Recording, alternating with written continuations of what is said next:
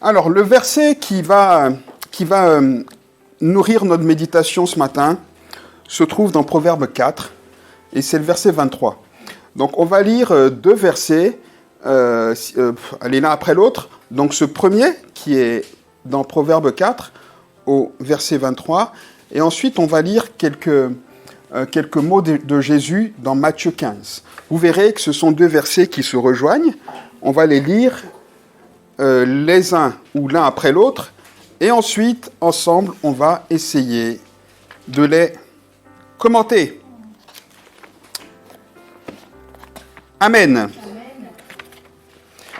Donc, je lis Proverbe 4, le verset 23. Alors, c'est un verset que tout le monde connaît. Oui? Oui, en principe, d'accord? Qui dit simplement la chose suivante. C'est Salomon qui nous dit et qui nous rappelle qu'il faut garder nos cœurs plus que toute autre chose. N'est-ce pas? Garde ton cœur plus que toute autre chose, car de lui viennent les sources de la vie.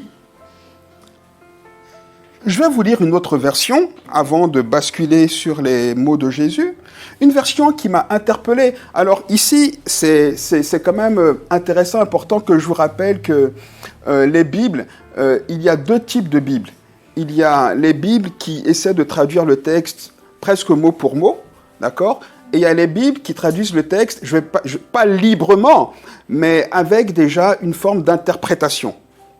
Ok, ce sont les Bibles qui sont un peu plus faciles à appréhender parce que c'est un langage qu'on comprend mieux, mais qui n'est pas forcément mot à mot, mais qui essaie aussi en même temps de relater ce que Jésus ou la personne qui parle, en l'occurrence ici Salomon, voulait dire en sortant un peu du mot à mot qui est parfois compliqué à comprendre.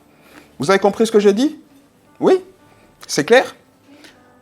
Ok, donc Salomon a dit, on vient de le lire dans la version Louis II, « Garde ton cœur plus que toute autre chose, car de lui viennent les sources de la vie. » Et dans la version français courant, c'est dit, « Avant tout, prends garde à ce que tu penses au fond de toi-même, car ta vie en dépend. » Ah, vous voyez que ça nous permet de comprendre le texte d'une manière complètement différente.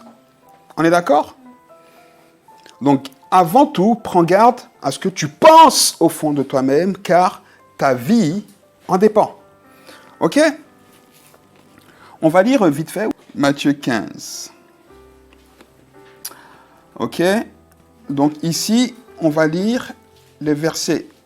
Je vais lire le verset 10. Et ensuite,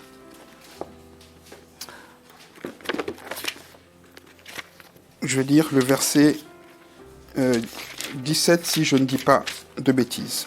Donc Matthieu 15, je vais lire même le verset 11. Laissons le verset 10, il ne nous intéresse pas ici. Jésus dit donc, « Ce n'est pas ce qui entre dans la bouche qui souille, mais c'est ce qui sort de la bouche de l'homme qui le souille. » D'accord ? Alors évidemment, je veux pas aller plus loin que ça sur le contexte parce que ça va me prendre trop de temps, mais évidemment ici il y avait la notion pour Jésus des mets impurs, d'accord ? Donc Jésus dit, en fait, que vous mangez du cochon ou pas, par exemple, c'est pas ça qui va vous souiller, d'accord ? Ce qui souille, c'est ce qui sort de la bouche. Ok ? Ensuite il dit, là je suis au verset 17, « Ne comprenez-vous pas que tout ce qui entre dans la bouche va dans le ventre, puis est jeté dans les lieux secrets ?» Bon, on n'a pas besoin de faire un dessin, on le sait tous. Tout ce qui entre sort. On est d'accord ? Mais, verset 18, « Ce qui sort de la bouche vient du cœur. Et c'est ça qui souille l'homme. Car c'est du cœur que viennent les mauvaises pensées, les meurtres, les adultères, les impudicités, les vols, les faux témoignages, les calomnies. Voilà les choses qui souillent l'homme. Mais manger sans s'être lavé les mains, cela ne souille point l'homme. Amen. Bon, ça peut te rendre malade, mais ça ne va pas te souiller. Ok ? D'accord. Avant de commenter ce texte, rappelons-nous à toutes fins utiles que dans la Bible, le cœur est le lieu à l'intérieur de nous, ok? À l'intérieur de nous. Ici, quand on parle de cœur, n'essayons pas de localiser un organe. Quand la Bible ici parle de cœur, elle ne parle pas de l'organe qui bat. Ce n'est pas de ça qu'il s'agit, d'accord? Quand la Bible parle du cœur, elle parle du lieu qui est à l'intérieur de nous et qui renferme, j'allais dire, notre intelligence. Et c'est important que vous entendiez ces mots-là. Notre intelligence, nos sentiments, nos désirs et notre volonté. D'accord? Donc, quand on réfléchit, ça se passe dans le cœur, dans ce que la Bible appelle le cœur. D'accord? Quand on est excité, heureux, fin fou, comme on dit, ou très en colère, contrarié, ça se passe dans le cœur. Donc, vous voyez déjà deux choses qui cohabitent dans le cœur. Donc, on peut déjà en déduire que notre réflexion agit sur nos sentiments. D'accord? Une autre chose qui est dans notre cœur, c'est ce qu'on veut. Je veux ça, je veux pas ça. Oh, j'ai pas envie de me lever ce matin pour aller au boulot. Oh, je suis super content d'aller au boulot parce qu'il y aura l'apéro avec ma collègue ou mon collègue. Par exemple. Ça aussi, ça se passe dans le cœur. Donc, vous voyez qu'il y a trois choses ici qui cohabitent. Ce qu'on réfléchit, ce qu'on pense, qui agit sur nos émotions, on est content ou pas. Et avec ça, agit ce qu'on veut ou pas, qui agit aussi sur nos émotions, forcément. J'ai pas envie d'aller au travail, eh ben, je suis de mauvaise humeur. Eh ben, je suis pas content parce que je me lève. Je suis contrarié. On est d'accord? À ça vient s'ajouter ce qu'on désire. J'ai envie d'aller au travail, mais je désire travailler seulement 2 heures aujourd'hui. Vous comprenez? Donc, toutes ces choses se trouvent ensemble dans ce que la Bible appelle notre cœur. Et c'est toutes ces choses que Salomon, ou plutôt que Dieu, par l'intermédiaire de Salomon, nous dit qu'il faut qu'on y veille précieusement. Et Jésus nous dit que ce n'est pas ce qui entre par la bouche qui souille, mais c'est ce qui sort de la bouche. Ok? Pourquoi? Et il le dit. Je relis ici verset 19. Parce que c'est ce qui remplit notre cœur qu'exprime notre bouche. Mais pas seulement. Ce qui remplit notre cœur s'exprime aussi par ce qu'on fait. Donc finalement, ce qu'on est l'expression de l'état de notre cœur. Vous comprenez? Ça va jusqu'ici? Ce qu'on est, ce que les gens disent de nous, ce que les gens remarquent de nous, parce qu'on n'a pas toujours, nous, le recul de le voir. Ou parfois, on a le recul, mais on n'arrive pas à faire autrement. Ce qu'on est, ce qu'on fait, ce qui domine ce qu'on dit, est le résultat, est le fruit de ce qui remplit notre cœur. Est l'état de notre cœur. Donc, est l'état de ce qu'on réfléchit, est l'état de ce qu'on désire, est l'état de ce qu'on veut ou pas, de ce qu'on désire ou pas, et est l'état de comment est-ce qu'on se sent émotionnellement.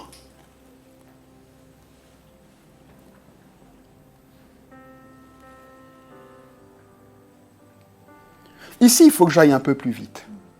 Donc, je ne vais pas développer ce que j'avais pensé, mais on va vite fait prendre 2 exemples. Évidemment, un bon exemple et un mauvais exemple. Pour comprendre ce que Salomon et Jésus nous disent exactement et pour tirer des conclusions pour nous-mêmes. Le premier exemple, on va prendre le mauvais. Tout le monde connaît Pharaon, oui ou non? Tout le monde connaît Pharaon. Le Pharaon, parce que Pharaon, évidemment, ce n'est pas un personnage. Pharaon désigne le roi d'Égypte. Donc, il y a eu plusieurs pharaons. OK? Mais tout le monde connaît le Pharaon qui était en place à l'époque de Moïse. Oui ou non? Tout le monde connaît ce Pharaon-là. La Bible dit de ce Pharaon-là qu'il était endurci, qu'il était méchant, qu'il a accablé les enfants d'Israël de travail. Il les a mis en esclavage. D'accord? Et vous vous souvenez que, alors qu'ils étaient esclaves, Dieu parle à Moïse et qu'il dit à Moïse, va faire sortir mon peuple d'Égypte, va le sortir de cet esclavage-là. D'accord? Ici, il faut que je vous dise rapidement que Pharaon, je ne parle pas de ce Pharaon-là, je parle du roi d'Égypte. À l'époque, était vu, ou en tout cas, était le personnage le plus important du monde, le plus puissant du monde. OK? Mais simplement parce qu'évidemment, l'Égypte était la nation la plus puissante. L'Égypte avait développé des techniques, des technologies, etc., qui étaient très avancées à l'époque. À l'époque, on sait qu'en Égypte, on écrivait déjà, ce qui n'était pas vrai dans le monde connu de l'époque. Enfin, l'Égypte était un royaume très avancé. Et Pharaon était le chef de ce royaume-là. Et donc, Pharaon savait qu'il était plus puissant que tous les autres rois de tout le monde entier. OK? Donc, Pharaon se sentait déjà grand. Et on disait à Pharaon, « Oh, tu es le plus grand. » Et autre chose qu'il est important de savoir ici, c'est que Pharaon était considéré pour son peuple. Et donc, forcément, c'est là que je veux en venir, considéré pour son peuple comme une sorte de mi-dieu, mi-homme. Et donc, comme il était considéré comme ça pour son peuple, qu'est-ce qui se passait? Eh bien, le peuple, quand il venait vers lui, les gens qui venaient des autres nations, quand ils venaient vers Pharaon, qu'est-ce qu'ils lui disaient? Ils le louaient. Oh, Pharaon, sois loué, tu es tellement grand, oh, tu es tellement puissant, oh, tu es si beau. Oui ou non? Et donc, c'est ces paroles-là qui entraient dans le cœur de qui? De Pharaon. Donc, quand Pharaon réfléchissait, quand bien même il savait qu'il était né d'une femme et d'un homme, qu'il se rappelle de son enfance, à force qu'on lui dise « Tu es grand, oh, personne n'est comme toi, tu es tout puissant, tu as droit de vie et de mort sur nous », mais Pharaon, quand il réfléchissait, il disait « C'est vrai. Ah, mais je suis puissant. Ben, tout le monde me loue. » Vous comprenez? Donc, ce qui entrait dans le cœur de Pharaon, c'était ces paroles-là. Et comme c'est ce que Pharaon réfléchissait et que c'est ce qui entrait dans son cœur de Pharaon, tout ce que Pharaon faisait et tout ce que Pharaon disait était dirigé par ces pensées-là, était conduit par ces émotions-là. Et c'est pour cette raison que Pharaon, quand Moïse va le confronter, rappelez-vous, il y a eu 10 plaies, d'accord? La première plaie, les magiciens de Pharaon la reproduisent. La deuxième plaie, ils la reproduisent. La troisième plaie, ils n'y arrivent pas. Ils disent à Pharaon, c'est le doigt de Dieu, pour dire, c'est pas toi Dieu. S'il y a un Dieu qui est plus grand que toi, en fait, c'est lui qui est Dieu, c'est son doigt. Pharaon s'endurcit. Il dit, vous n'avez rien compris. La quatrième plaie, tout le monde est frappé. La Bible dit que les magiciens de Pharaon sont frappés. Ils sont tous frappés. Pharaon le voit. Mais Pharaon est tellement dans son cœur rempli de paroles qui lui disent qu'il est Dieu, qu'il résiste. Il faut 10 plaies. 10. À tel point que vers la 8e, le peuple même vient dire à Pharaon, mais laisse-les partir. Qu'est-ce que tu as à lutter? Mais tu vois pas qu'il est Dieu, mais laisse-les partir. Pharaon dit non. Il dit oui, je vais vous laisser partir. Et puis il retient. La Bible dit que son cœur est endurci parce que Pharaon dit non, c'est pas possible, c'est moi Dieu. C'est moi Dieu. Pourquoi? Parce que son cœur lui dit, tu es Dieu. Ne les écoute pas, tu es Dieu. Non, pourquoi? Parce que Pharaon n'a pas il n'a pas équilibré son cœur. Il était rempli de tout ce que son cœur avait reçu, qui étaient des paroles pour lui négatives, mais dans son entendement positif et qui conduisait sa vie au point de résister face à face au Dieu vivant. C'est pour ça que Salomon dit, garde ton cœur, car de ce cœur-là jaillissent les sources de la vie et de la mort. Parce qu'en l'occurrence, pour Salomon, sortaient de son cœur les sources qui l'ont conduit à l'échec, à la mort. Vous comprenez? Deuxième exemple, ici, on va prendre le bon exemple. C'est un personnage de la Bible qui est pour moi très mystérieux, parce qu'on en parle beaucoup sans trop en parler, mais il y a que 2 versets qui parlent de lui. Et je me rappelle que la première fois que j'ai entendu son nom, il y a bien longtemps, je disais, mais c'est quoi ce gars? C'est quoi son histoire? Parce qu'il n'y a que 2 versets qui parlent de lui. C'est Jabetz, peu importe comment on l'appelle. Il se trouve dans 1 Chronique, le chapitre 4. On va lire ces versets parce que peut-être que beaucoup ne l'ont jamais vu. On va lire ensemble dans 1 Chronique, c'est pas long ces 2 versets. 1 Chronique, le chapitre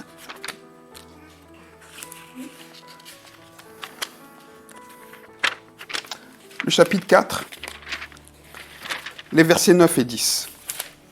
En fait, ici, ce qui est intéressant avec Jabetz, et c'est pour ça que je dis que c'est un personnage assez énigmatique, assez mystérieux, mais ces 2 versets sont d'une portée spirituelle tellement importante qu'il est important de s'y arrêter. Je suis donc dans 1 Chronique 4, verset 9. Ok? Jabetz était plus considéré que ses frères. Sa mère lui donna le nom de Jabetz, en disant « C'est parce que je l'ai enfanté avec douleur ». Jabetz invoqua le Dieu d'Israël en disant « Si tu me bénis et que tu étendes mes limites, si ta main est avec moi, et si tu me préserves du malheur, en sorte que je ne sois pas dans la souffrance, 3 points de suspension, et Dieu accorda ce qu'il avait demandé. » Ce passage-là, il est assez trouble en fait, parce que des gens ne savent pas trop ce que ces mots viennent dire ici de Jabetz, alors qu'ils sont que l'auteur de ce livre de chroniques est en train de parler de la descendance de David, de Salomon, etc. Et on parle de Jabetz avec ces mots-là. Mais revenons un peu sur l'histoire de Jabetz, dans laquelle, avec ces 2 informations, ou alors pour laquelle on a beaucoup d'informations à partir de ces 2 versets-là. La première chose qu'on sait, c'est que Jabetz, devenu adulte, était plus considéré que tous ses frères. C'est ce que la Bible dit au verset 9. La Bible commence par dire Jabetz était plus considéré que ses frères. Ok? C'est pas le Jabetz enfant, c'est le Jabetz adulte. Ok? Et autre chose qu'on sait, c'est que la mère de Jabetz l'a enfanté dans la douleur. On ne sait pas exactement les conditions de son enfantement, mais on sait que la mère a galéré. Et à cause de cette douleur, à cause de cette souffrance, elle a enfanté en lui donnant un nom qui signifie « il donne de la souffrance », « il cause de la souffrance ». Et donc, Jabetz grandit en entendant tous les jours « enfant porteur de souffrance ». Enfant porteur de souffrance, c'était son nom. C'était son nom. Vous comprenez ce que je vais en venir maintenant?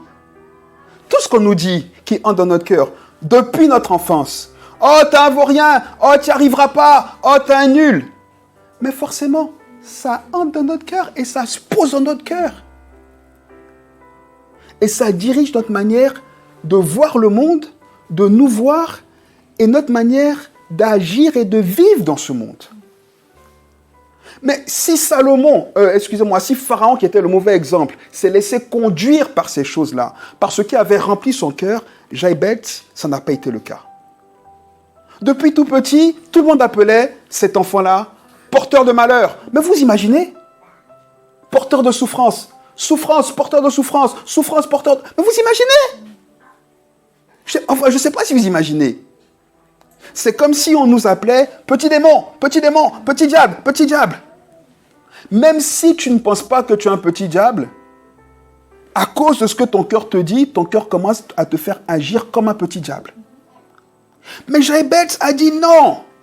La Bible dit au verset 10 que d'arriver à l'âge de compréhension, Jabetz invoqua le Dieu d'Israël en disant « Seigneur, je ne suis pas un porteur de souffrance. Pourquoi est-ce que tout le monde m'appelle comme ça? Je ne veux pas cette identité-là. Je ne veux pas de cette identité-là. » Vous comprenez? Jabetz s'est révolté. Il dit non. Abraham n'était pas qualifié. Tu l'as qualifié. Sarah n'était pas qualifiée. Tu l'as qualifié. Tous mes pères, aucun n'était qualifié. David était le plus petit. Tu l'as qualifié.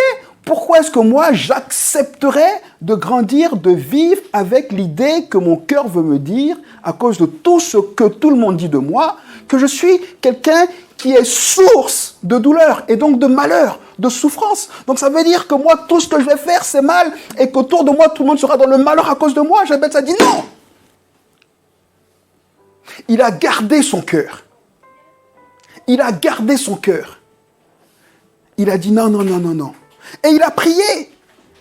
Il a dit, verset 10, si tu me bénis, si tu transformes ces paroles négatives en paroles positives, si tu me donnes de recevoir dans mon cœur que je ne suis pas source de douleur, que je suis source de bonheur, et si tu étends mes limites, pourquoi? Parce que toutes ces paroles-là avaient limité la vie de Jaïbet.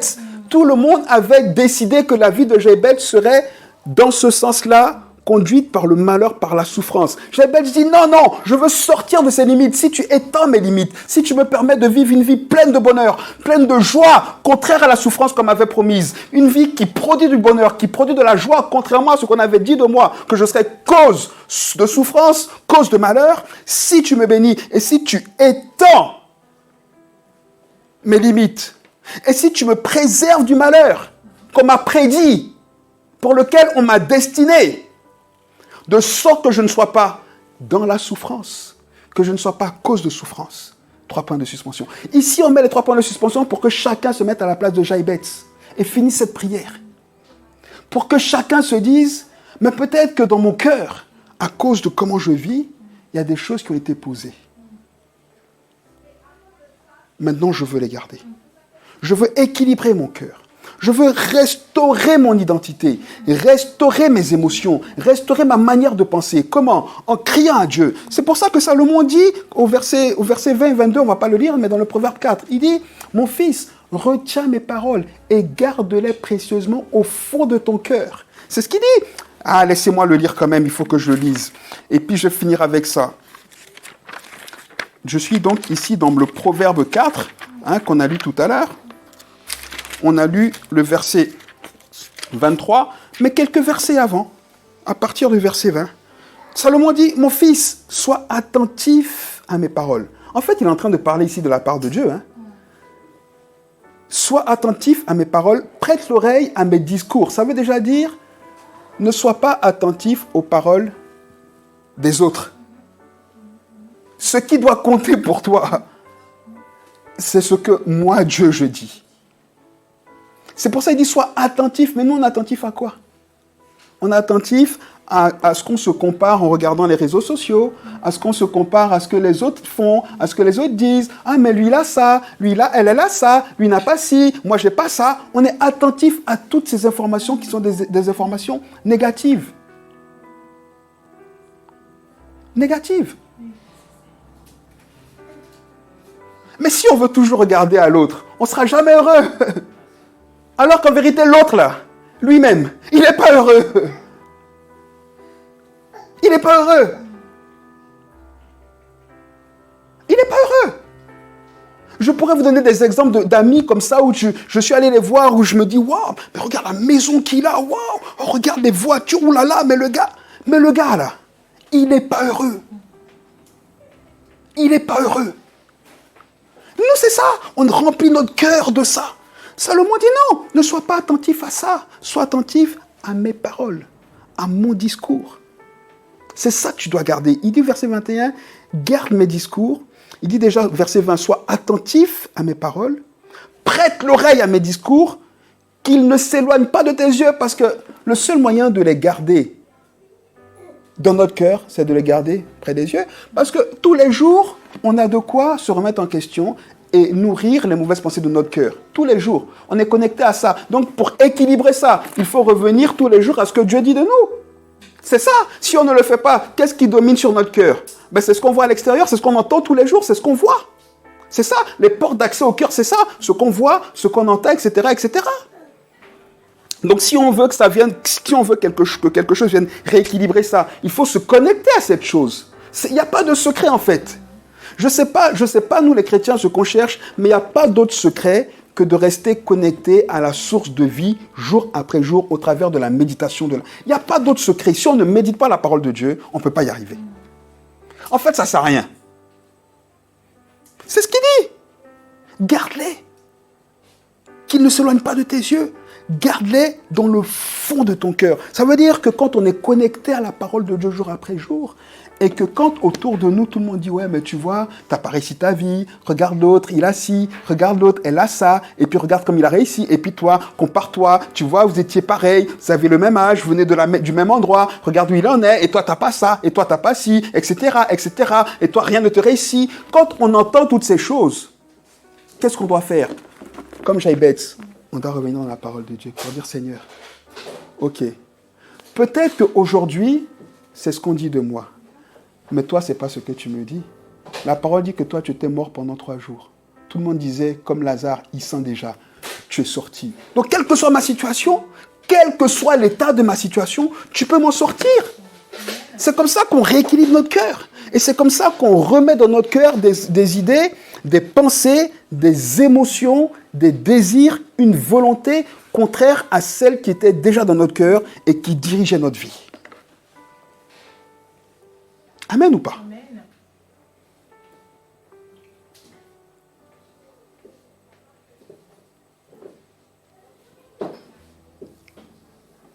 Écoutez, je ne peux pas en dire plus en vérité. Parce que je suis sûr que tout le monde sait exactement de quoi je parle. Si on ne prend pas sur nous de combattre la chair pour fermer les portes d'accès aux mauvaises pensées, aux mauvaises choses qui viennent remplir notre cœur sera rempli de ce à quoi on le connecte. Il n'y a pas de secret. Si on ne crucifie pas la chair pour dire « Ah, aujourd'hui, je me prive de ça, ça, j'en veux pas. Il faut que je me force pour aller chercher Dieu. » Notre cœur sera rempli de ce à quoi il a abreuvé. Ce n'est pas forcément des mauvaises choses. Hein. Attention. Attention. Allez voir un copain, allez voir une amie, discuter avec. En soi, ce n'est pas mauvais. Mais c'est ce que la personne dit qui remplit ton cœur, là, qui ne te fait pas du bien, tu le sais, mais tu vas quand même. Vous comprenez ce que j'essaie de dire?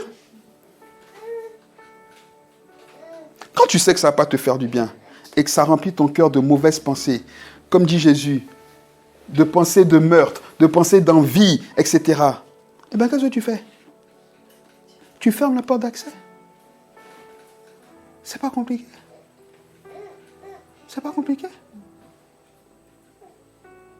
C'est comme si tu me dis, ah, je suis devenu alcoolique. Je dis, mais toi, tu buvais pas une goutte d'alcool. Ouais, mais j'allais voir un ami, il me servait un verre de whisky tous les jours. Mais t'aimais ou pas? Non, j'aimais pas, mais il insistait pour que je boive. Mais pourquoi tu buvais? Non, ben à force, j'ai goûté, et j'ai commencé à aimer. Mais parce qu'il te dit c'est bon. Donc tu goûtes, à chaque fois qu'il te dit c'est bon, quand tu goûtes, dans ta tête, ça devient bon. À chaque fois, ça devient bon. À chaque fois, ça devient bon. Ça devient une habitude. Ton cœur est rempli de ça, parce que c'est ton cœur qui domine tout ça, qui domine ta volonté, qui domine tes émotions. Ton cœur te dit, c'est bon. Tu n'as pas la force de dire, mais cet ami-là, il me conduit dans le trou, je n'ai plus le voir, parce que son whisky, j'en veux pas. Non seulement c'est pas bon, et puis c'est pas bon pour moi, j'en veux plus. Non, non, moi, l'ami, là, je l'aime trop.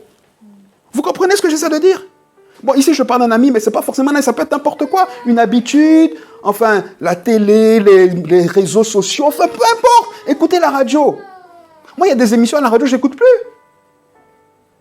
Parce que quand je les écoute, mon cœur me dit, j'aime bien ces émissions-là. Mon cœur me dit ça. Mon cœur me dit, ouais, bah écoute, ça te détend, ça te fait du bien. Mais quand je les écoute, quand je me connectais à ça, après, émotionnellement, je me sens pas très bien. Je suis pas très bien. Je dis, mais qu'est-ce qui va pas? Le Saint-Esprit va me dire, mais ton cœur te dit que c'est bien pour toi, mais toi-même, tu sens que c'est pas bon pour toi. Parce que ces émissions-là remplissent ton cœur de mauvaises pensées, de pensées négatives, de pensées dépressives. Et non, non, moi j'aime bien, alors, tu vois bien, j'aime bien, alors je les écoute. Non, mais j'aime bien, écoute, arrête, j'aime bien. Et on devient comme Pharaon. Parce que quand notre cœur domine qui on est, quand Dieu vient nous parler, on dit à Dieu, il y a déjà un Dieu là, c'est moi. Ce que mon cœur veut, ce que mon cœur dit que je suis, c'est mon Dieu. Vous comprenez? C'est ça, les amis. J'ai essayé de synthétiser ma pensée, mais je crois que j'ai dit l'essentiel. Garde ton cœur plus que toute autre chose. Car de lui, de ce qui entre dans ton cœur, provient la source de la vie.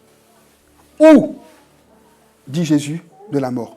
Parce que Salomon dit, les sources de la vie viennent du cœur. Mais Jésus rééquilibre là-bas. Il dit, oui, les sources de la vie viennent du cœur. Mais attention, du cœur viennent aussi les mauvaises pensées, les meurtres, les calomnies, les envies, les mauvais désirs. Donc attention, équilibrons.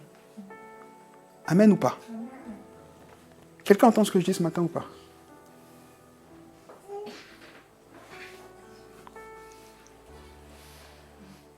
Oui? Je vais m'arrêter là.